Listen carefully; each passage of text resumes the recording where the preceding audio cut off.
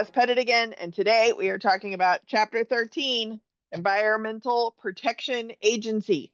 Cliff notes, basically Heritage Foundation does not care about the environment or climate change or the prioritization of climate change and its impacts on the environment.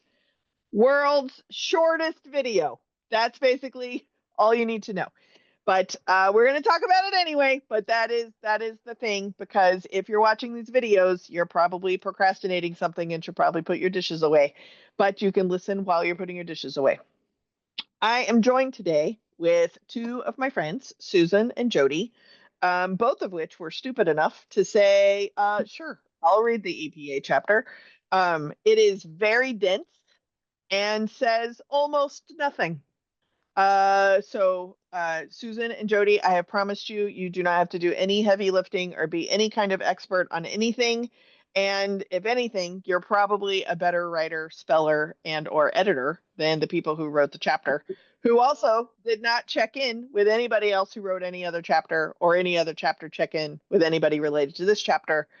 But the emphasis on no longer prioritizing any kind of climate change, environmental standards globally or within the United States is such a constant baseline throughout the 922 pages of the Mandate for Leadership, the Project 2025. For the EPA chapter, this I really thought was going to be like the main dumping ground for why we're not going to focus on the environment and climate change. And I'm not going to lie, I'm even married to an environmental ethicist.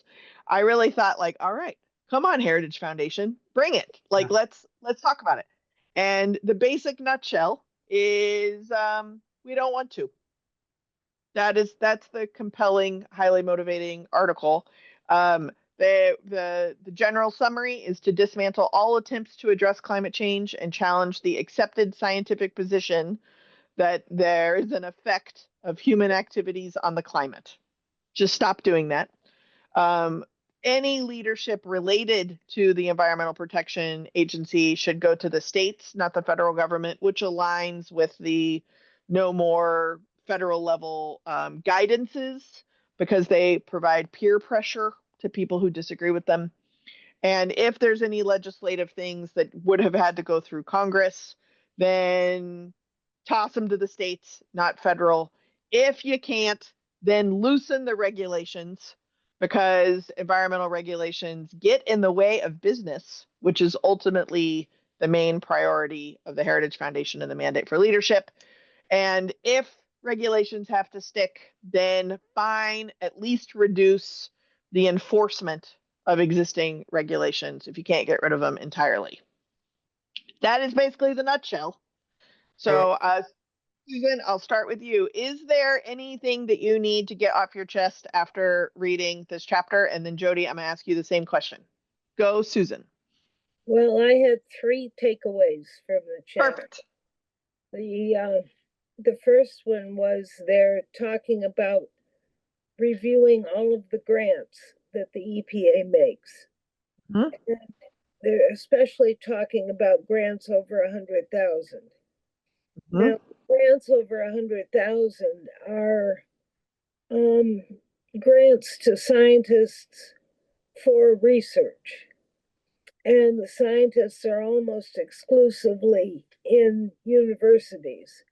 And universities, as we know, are hotbeds of liberal hoaxes. So, of course, you don't want to fund that. So they are essentially, that's their way.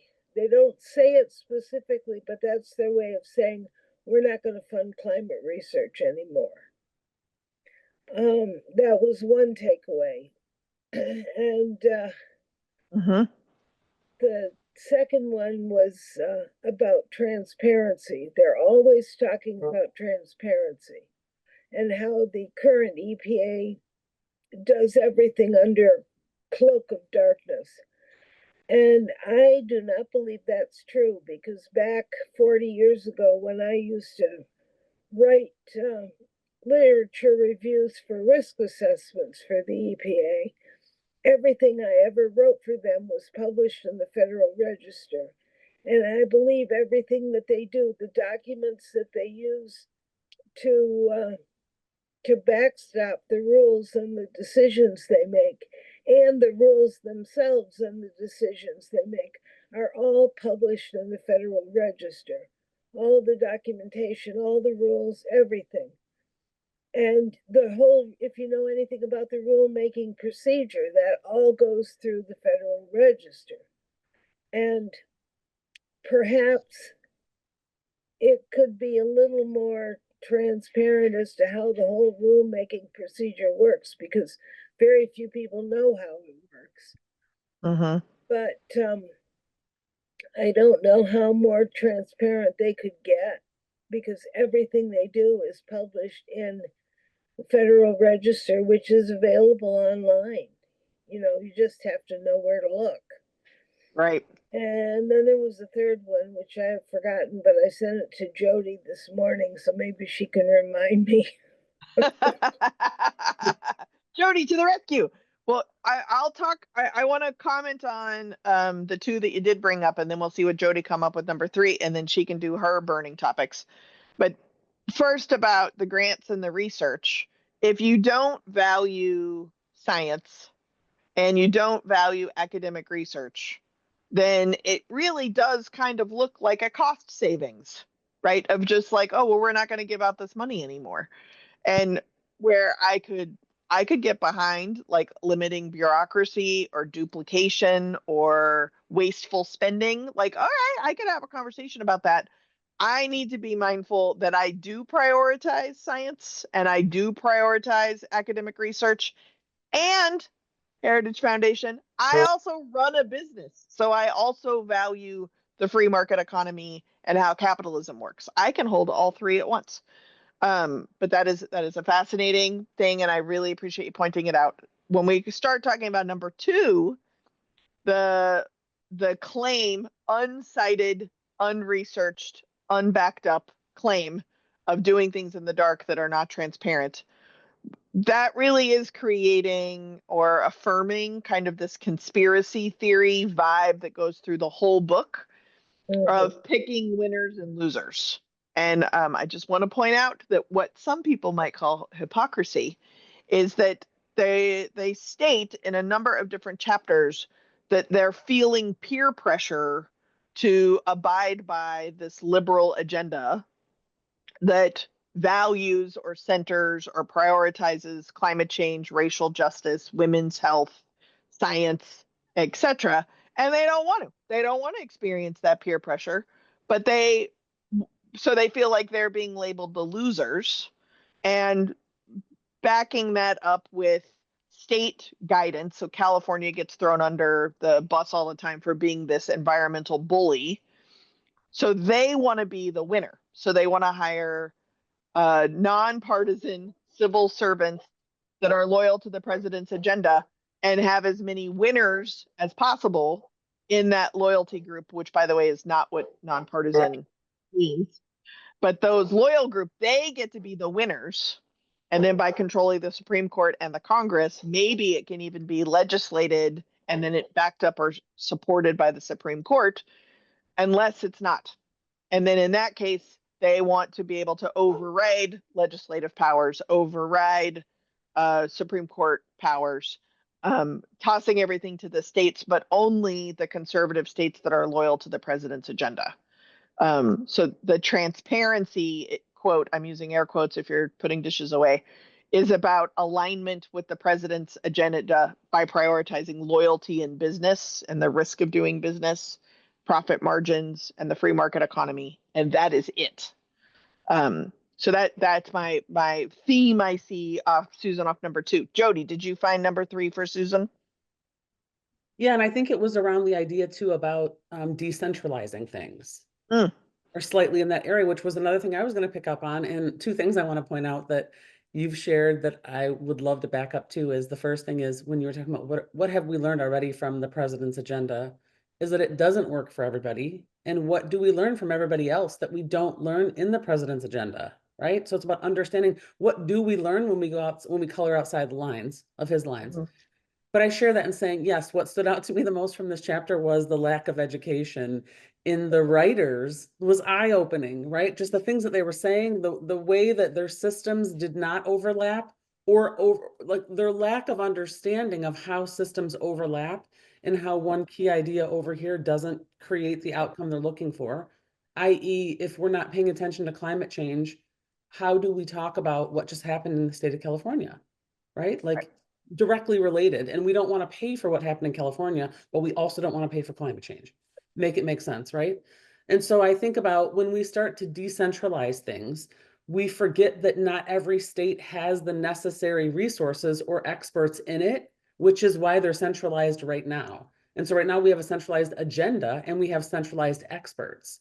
And so if we're leaning into every state to find those things for themselves, how do we know that we're all on the same page? When we start to share things that aren't state specific. So if we think about Yeah. like climate change or pollution or air pollution or emissions or things like that, where if I'm in Michigan, that's definitely still going to affect people in Wisconsin or Ohio or Canada or all the other states that we touch, right? And so there's things that aren't state specific. And so putting a team of experts together or fielding our own resources for something, we might also be mitigating a challenge that we didn't start, right? So we might be, right? We might be the recipients of a different state's challenge. And Right. so Like it's messy, something gets dumped in a river and then flows downhill. for That could impact a sure. lot of people. Right. Yeah. The And so understanding, sorry, the last part of that too is yeah, understanding where does the responsibility lie? So if my state's responsible for fixing this challenge, but I'm not the one creating it, why am I holding the bag and paying the experts? That's what's messy. And it reminds me of a couple other things in there that I'll pause there. right. Well, I'm just going to add, and then I'm going to go straight back to you and see. Ask Susan. Spoiler alert, Susan. I'm going to come back to you and make sure and see if you have anything about your number 3. Then I'm going to go to Jody and say, what are your burning issues? And then we're going to back way up and just talk about what is this thing. So what I think is important, Jody, about what you just said, that is another one of those like head scratchers, is that part of the emphasis on the free market or capitalism basically is choice, and that there are risks in being a consumer, there are risks in running a business, and we're going to lean into that and give as many opportunities as possible for those choices for business owners and centering the risk of running into business. And to your point, it's not my choice that I live downhill or that I live upstream or whatever, right? Like, but according to them, it kind of is. And so when we really look at choice, there's a circular logic that I'm having a very hard time of identifying with that shows up in most of the chapters, but I'm going to summarize it inside of the concepts of the EPA. Is that the Heritage Foundation wants to increase the opportunity of choice within the limitations of a single agenda. So as many choices of blue as possible, or I guess I should say red, as many options of red as possible, and there are no other colors. And so the other colors get to choose to be red and pick up what color of red they want to be, and that's considered choice. And this is a much bigger thing, but I want to go back to Susan. But it is also, having lived in a post-communist country, when you don't know what all of the options are, it is very easy to limit someone's definition of choice because it's limited availability. And Right. the idea that this idea of capitalism that they say is based on Milton Friedman is making me think of a communist country also doesn't make any sense. Those words have meaning, and you're using them in a way that isn't based on a definition of that word. All right, Susan, do you have anything to add about your point number 3 that Jody found for you? Not really, except to say that most states have their own limited version of an EPA. New York State has the Department of Environmental Conservation, but they rely on EPA scientists. They don't have their own cadre of scientists and consultants. They rely on EPA's scientists and consultants to help them formulate the regulations for their own states. But Heritage Foundation wants to get rid of that resource for the states and then throw everything to the states to take care of on their own with no backup. Right. And to kind of the shared point, by tossing it out to the states, there is no centralized expertise. And each state has to come up with their own experts. And the premise in Project 2025 is that local people know their own communities the best. And it's very hard to see the forest from inside the trees. So you might know your local community the best, but you don't necessarily know how that fits into a broader pattern without communicating with other people. That's why a network of experts is usually pulled upon. So Jody, you look like you want to say something, and then what are your burning issues? Yeah, I was going to say the same thing. Like, if you're only focused on your community, you have no idea that a lot of the challenges you might be working towards or against are created by the neighboring city, or you're creating one for the other city, right? It almost goes back to the uphill, downhill, or whatever it is. Like, if we're not all in this together and we're all siloed, it just doesn't feel united at all. I feel like it's a little bit cliche to share, but I say that, and then I'm also leaning into the idea of a lot of the stuff in this chapter was talking about streamlining. Like, let's streamline and not be duplicative and not be wasteful. Well, if we're making every state do things and repeat the program and the system and find the expert and build a resource, that really feels duplicative. That feels really wasteful. And if we have a system right now that's working, make edits to the system if you don't like it. But recreating 50 systems instead of editing the one system we have sounds a little bit more effective to me. And then the other part of that too is when they're trying to create siloed things, right? When you're talking about having choice, if you can have A or B, but right now there's A, B, C, D, there's A through Z, how some of these systems you can't undo.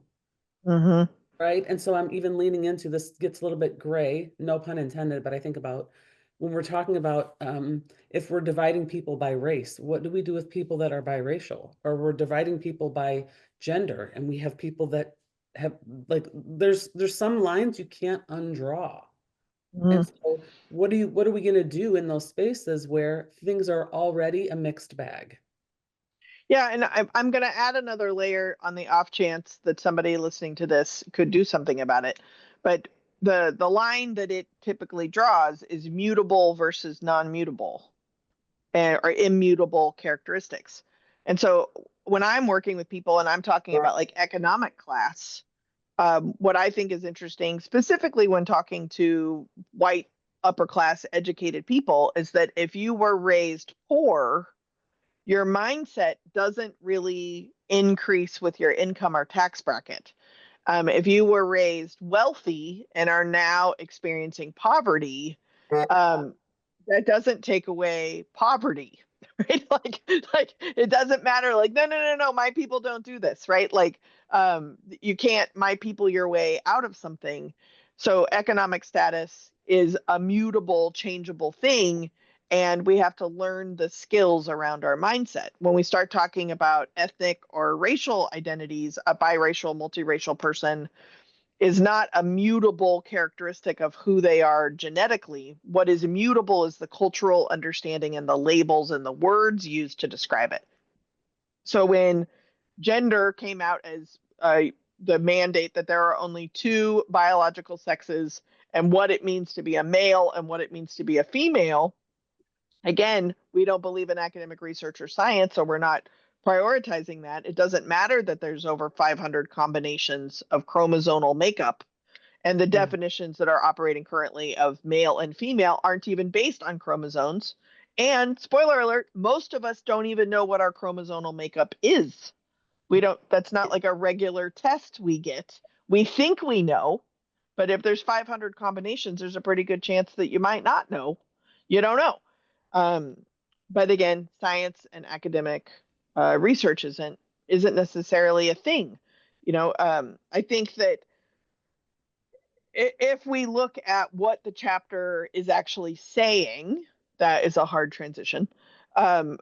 a lot of times these departments and agencies, I thought I knew a lot about the government, and I didn't know. I thought I knew about the EPA a little bit, but like my brain was kind of at like car standards, like emission standards. And each state does have different emission standards, which I think is kind of an interesting parallel. But the EPA is focusing primarily on clean air, safe water, healthy soil, thriving communities, and the stakeholders. This is one of two chapters that actually talks about stakeholders instead of shareholders. Stakeholders broadens from just, return on investment finances and only focusing on profits by switching from a Milton Friedman shareholder to an Edward Freeman stakeholders. That's how we get to like downwind, downriver, that your actions have a broader impact, which kind of then focuses on that larger network. So before we get to kind of specifics, I guess, Jody, do you have any other burning issues? And then Susan, do you have any thoughts about what we've talked about already? No, I just think it's interesting. One of the things that I shared earlier, and I was looking for examples, circles back to when you're talking about clean air and clean water and all these things, that we don't share these things, or these things aren't state exclusive. Mhm. And so understanding the overlap and the interplay of them requires a team effort, a multi-state team effort versus one. So I feel like it just reminded me of that ping, but I had another thing and I can't remember what it was. All right, well, let's go to Susan and see if you had something. Do you have anything to add or thoughts? No, I think I've pretty much said everything I wanted to. Perfect. Well, I appreciate it because this is very helpful for my brain to kind of pull things together. When I think about things like nuclear waste, so one of the elements that is definitely going to keep me awake at night is the privatization of nuclear waste disposal.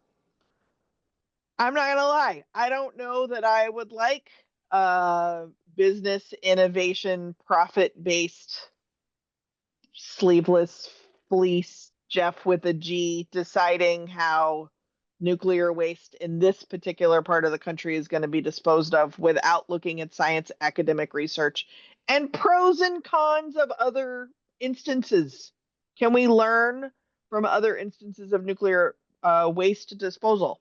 No, let's just do what's the cheapest, most efficient, and it'll probably be fine. My tolerance of probably be fine is significantly lower with nuclear waste than it is car emissions. That is something to become conscious of. I did not know that. I was not aware of that, but there we are. Same thing goes when obviously the EPA is talking about coal, oil, natural gas. Those are kind of concepts that are hard for my brain to wrap around because I'm not really paying attention to those kind of things. But when I start thinking about fertilizers and pesticides, we're on my food and my water.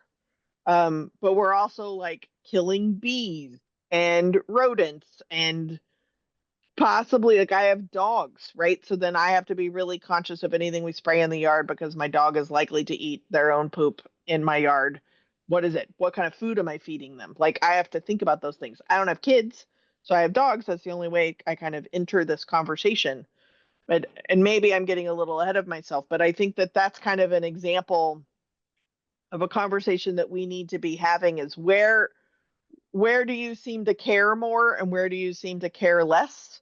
Not in a moral judgment way, but like just kind of know that, right? So, when I throw something in that we have a recycling container that has two sides and each side is labeled as you're supposed to put like glass and stuff in this side and paper and stuff in this side. But I watch them just dump the whole thing in the truck. So it doesn't matter how the can is labeled, it all dumps in the truck and then it's fine. It's probably not fine. I don't know what happens after the truck leaves, right? So that kind of paying attention to like what are you prioritizing? What are you not prioritizing? What is easy to kind of just dismiss is like, well, I mean, this is the recycling can my county gave me. I don't know what happens to it afterwards.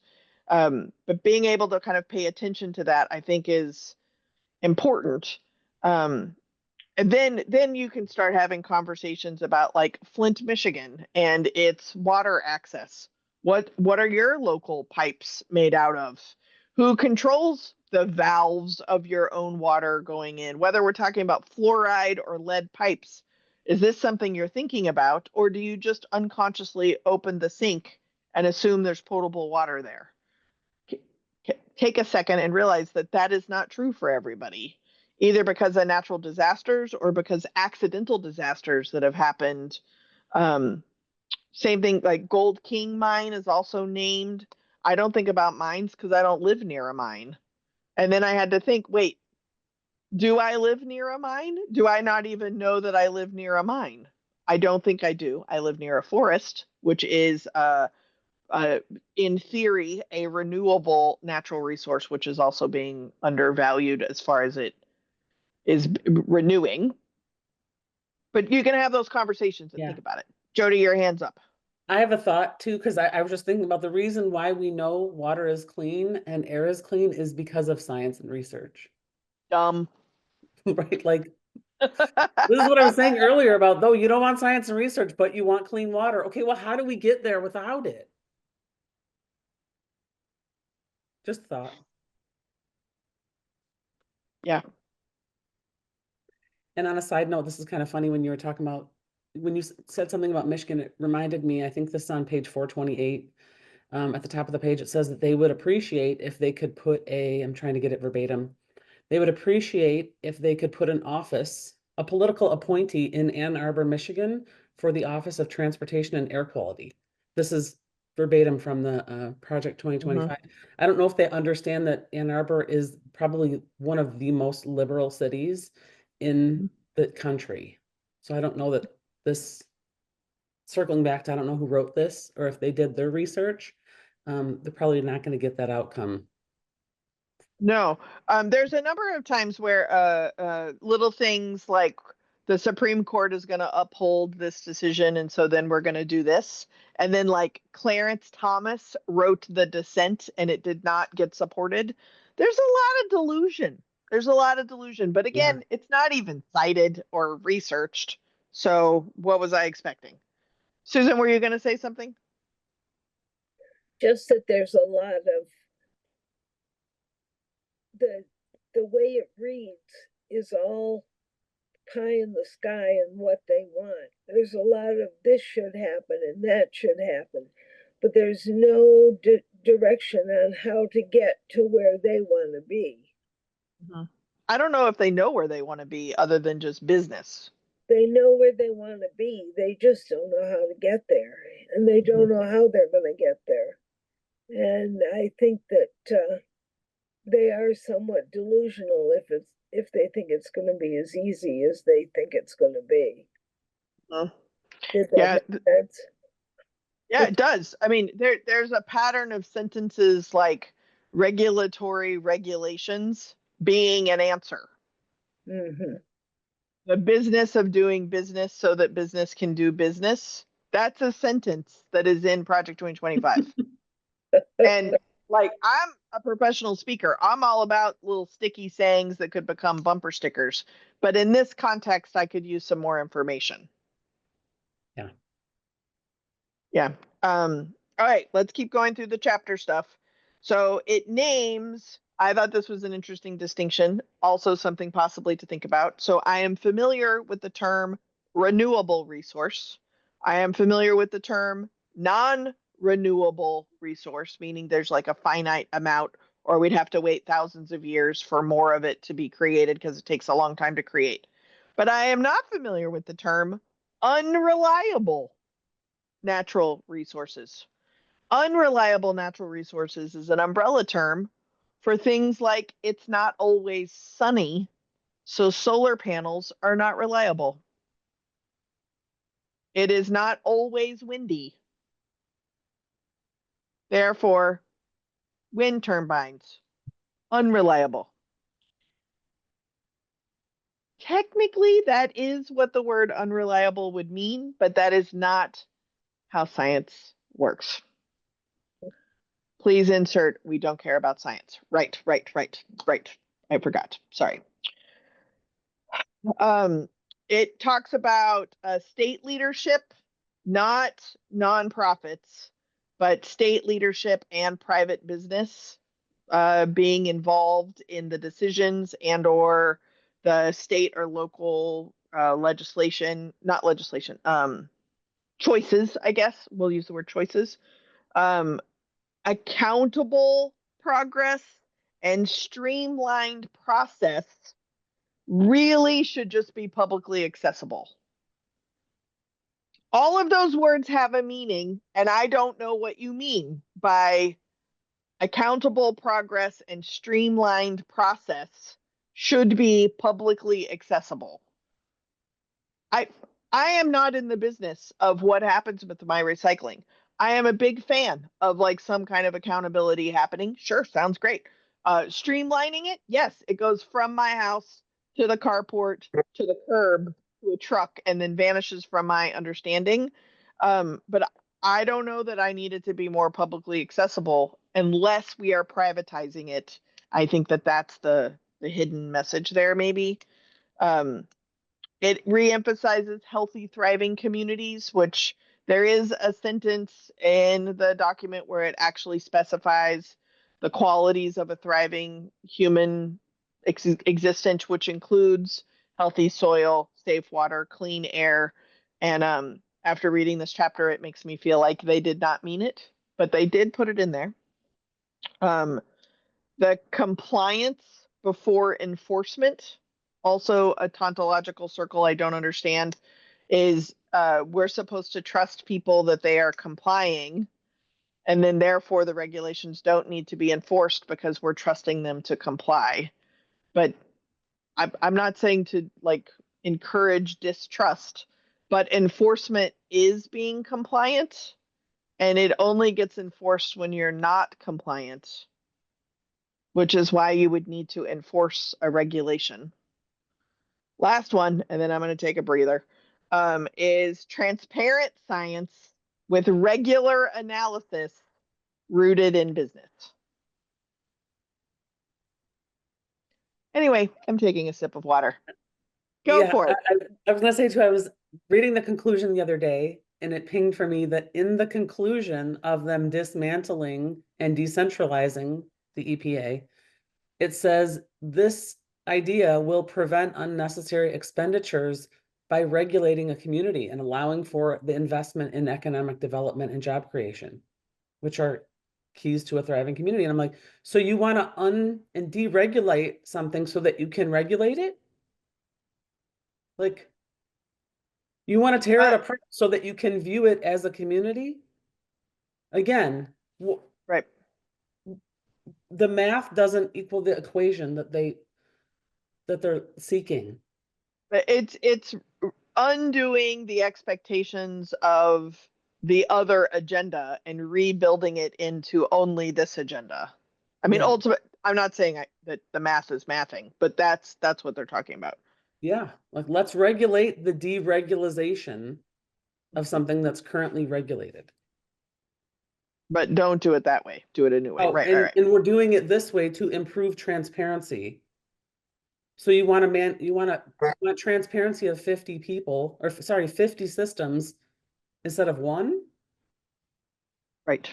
Or possibly himself. Yeah. Possibly thousands, because if it goes down to the local municipality, now you're down to municipalities inside of counties. Inside of states. Mm-hmm. And how do the smaller states get the same? This I also forgot I didn't bring up earlier. How do the smaller states get the same level of protection with smaller budgets, right? If we think about the tiniest state versus the largest state, like who has more access to resources? Right. And if we do it by population, Alaska is the largest state with a very small population, so it has very little revenue, but a lot of land mass. Right. Compare Alaska to California, a lot of people, a lot of revenue, and a lot of land mass, to Delaware. Right. Very little land mass, not a lot of people, and not a lot of revenue. Yeah. Also, fun facts is a suggestion that the reforms of the EPA Just basically dissolve the entire department, and then whatever doesn't get dissolved, stick it in the Department of Interior, which the Department of Interior is also, the suggestion is to be completely gutted. Oh, it's like the double whammy dissolving. Susan, it looked like you wanted to say something. No, I was just taking a drink and listening and rereading the conclusion. Oh, do you want to say anything from that lovely concluding statement? Oh, there are three sentences saying that a more conservative EPA will make everybody's life better. Mm-hmm. And by everybody, we mean people who are not able to run the businesses the way they want to in their more efficient, cost-effective manner because they have to worry about other human beings. No, by everybody they mean conservatives who hang out with them. Right. Yeah. They're billionaire class. And probably white. Mm-hmm. Yeah. And I was gonna say, and the regulations that are currently in place that are founded upon science and research are in their way. Yeah. Right. Yeah. Pesky, pesky. It does specify. Oh, go ahead, Susan. I have to agree with some of what they say. Some of the regulations need to be looked at because they had unintended consequences when they were applied. A lot of the water regulations with respect to their effects on agriculture need to be looked at again because some of them are overly onerous. However, they're looking at it in its effects on their big factory farms. They're not looking at it on the effects on the small individual family farms. Mm-hmm. Those are the kind of regulations that need to be looked at, the ones that are controlling the factory farms but over controlling the family farms, that kind of thing. I agree with them, but that's not the way they want to look at them. They want to Right. look to take away the strictures on the factory farms. They don't care about the family farms. There's another kind of hypocrisy circle about too big to fail, Yeah. but also the emphasis on how regulations remove the options of business opportunities for these larger conglomerates to glom on to basically buying out small businesses, in this case, family farms, family ranches. And the premise there is that those local families have the choice of selling out. And there isn't an emphasis on like place or generational wealth or what it means to run your family farm for multiple generations. Similarly, we can't have TikTok in the United States because we can't have China as a controlling partner of something inside the United States that's being used as surveillance. But China owns almost 400,000 acres of agricultural land in the United States. Real estate, we have like over 4% of luxury, I'm sorry, 40% of luxury real estate, whether it's commercial or residential real estate in the United States, is owned by people who do not live inside the United States and is sitting empty because it's seen as an equitable wealth generating investment. Meanwhile, we have homelessness and houselessness. Yeah, none of it makes any sense. All right, let me I'm get through my tapping list. into sharing one thing about Yeah. what riled me up about TikTok that's totally off topic, but on topic is we spent so much time and money and effort trying to remove it and ban it from the US because we thought that kept people safe, but we still can't figure out how to keep kids safe in classrooms. Like, can we Yeah. put the money and the effort and the energy that way instead of worrying about TikTok? Like, I get it, but it's like, what's really important? What's really harming our kids right now? Just food Yeah, for thought. and I mean, if we want to go even one more level out, is that Congress did pass legislation banning TikTok, and it was supported by the judicial branch in the Supreme Court, both of which are being overridden by the executive branch in the US presidency's office, which is unprecedented. Like part of what's happening here too, and this kind of goes to what I was going to say next, is they're suggesting that Congress should be setting standards as legislation. And technically, that is what Congress was supposed to be doing. It's not supposed to be political. It is supposed to be setting legislation, which is then checks and balanced and supported by the judicial branch under the guise of what the executive office is doing as kind of like the main voice for the country. But we're removing checks and balances because we're removing regulations, and we're also removing the space of questioning or dissenting opinions. We're not allowed to do those anymore. Yeah. So instead of providing guidance that creates, quote, peer pressure on people who don't necessarily support it, it's not seen as law, so they shouldn't have to do it. And inside of environmental things, because we can't get laws passed in Congress, these guidances have come out, which are then putting peer pressure on businesses to emulate other state guidances or state legislation. So that it specifies that Congress should set the standards, not the law, but that Congress should be in alignment with the president's agenda. The Supreme Court should affirm any of these standards, but should not be nonpartisan and should be in line with the president's agenda. So that's how we don't have any more dissenting voices. It goes on to talk a little bit more about the American Indian Office, and that is also suggested to just move into the Interior, Department of Interior. The social cost of carbon, the unrealistic climate scenarios, that's a whole nother thing when we started talking about NOAA, et cetera, is that part of the reason that we don't support academic research and science is that there is not a firm line of when a disaster starts with a known end date of when it is over. And because they can't do that, it's not good, because it's not efficient enough to make those kind of decisions. And then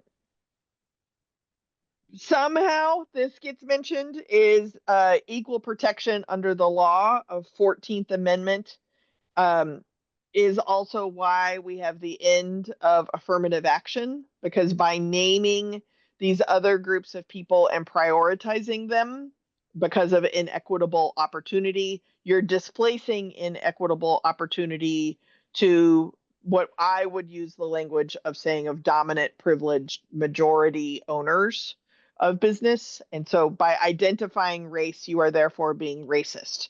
By identifying class, you are therefore being classist. Why is that in the EPA chapter? Because it's on a post-it note and somebody's mad about it. And then, yeah, last thing that is in my notes is to diversify and diversify the scientific approaches and law schools. Thank you for that. I appreciate that. I did forget one more thing. I'm sorry. The language is 5 civilized tribes. I'm going to put a little asterisk next to the word civilized, are in Oklahoma. And so then there's a suggestion that this all gets centered in Oklahoma. Cherokee, Chickasaw, Choctaw, Muskogee, or Creek, and Seminole nations. Those are the civilized tribes. Everything else is kind of extra or extracurricular, at least, and doesn't need to be taken into consideration because they're not civilized. I don't understand why that got thrown into the EPA chapter, other than a lot of the writing seems to be very focused on kind of personal issues or gossip, wrong individual personalized wrongdoings. But that's what's in the chapter. And in these videos, I'm promising to talk about what's in the chapter. So I think if we, very limited time we have left, if we transition to what do we do about this, right? For actual environmentalists and people who are doing climate change work, I would imagine the scariest thing is that on a chapter dedicated to the Environmental Protection Agency, it is so inconsistent and thoughtless, other than a consistent drumbeat of no more science, no more research, that I don't know that it's really telling. And I don't know if that means you don't take it seriously or you take it seriously that they have no idea what they're talking about. I don't know. Susan, what are your thoughts on that one? And what suggestion do you have for like regular, normal people to be doing at their dinner table? Well, I'm not sure I have any suggestions, but I think the scientists that are being affected need to go to their local communities and, put letters in their local newspapers when their grants get canceled and say, I was working on this effect of this thing, and now my funding has been canceled because Trump's EPA doesn't want to deal with this anymore. And these are the effects that are going to happen down the road because we aren't going to know what this thing will do. I'm not sure if that made any sense, but if it gets out there to the public, then the public will have something that they can talk about. Yeah. Well, it makes more sense than the chapter we've been discussing for an hour. Jody, what are your parting thoughts or suggestions for people to do in their own tables? Yeah, my parting thoughts are just to stay conscious and to understand where all these interplays come together and where your voice is valid. One of the things that stands out to me too, or stood out to me that I haven't brought up is in the middle of page 442, it talks about how the Office of Environmental Justice and External Civil Rights, they want that to be disbanded. And I think about the connection and the overlap, like there again are two systems that have dramatic interplay, and understanding how to protect, I almost want to say how to protect a system from another system. Like, I don't think it's fair at all. This is just me getting a little bit off topic, but on topic about what do you talk about at your kitchen table? I think that leaning into and understanding civil rights and systemic, like where the systemic injustices, that was annoying, where the systemic injustices exist before we're shifting awareness about climate change onto social justice, right? I feel like let's not mix those two bags, and let's be really conscious about what role we can play. Like, I love how you were saying, have people go to their local communities, have them go to their local counties. I think that's amazing. But I almost would pause people and have them first, if you're going to go and you're going to use your voice, I would lean into a social justice lens first and make sure that you're not coming in with an agenda that's going to push somebody else out of the way before we're worrying about the environment, if that makes sense. I think It that makes sense. yeah. Yeah, it does. It makes sense to me. And I feel like I can kind of hear them. And so I'm just going to reiterate the Heritage Foundation, right? Is that if we throw out social justice, racial justice, equity, civil rights, the ability of looking at inequitable distribution of opportunities, if we don't know about inequitable opportunities, then all of a sudden opportunities become equal because we're not looking at inequities. Same thing with the environment. If we don't know that human activities are directly linked to negatively impacting the environment, then we're great. Keep going. That's the piece that I think is the biggest rub between, you can't unknow something once you know it. And they're trying really, really hard to eradicate the ability to know this. And so my parting words, and again, I really appreciate y'all's time and helping me have this conversation, but my parting words is that if we can weaponize the lack of curiosity, we're doomed. And so staying curious, asking questions, finding out what you do or don't know about your own local community, I believe is one of the greatest acts of resistance. Next up would be joining community with your friends and having actual conversations.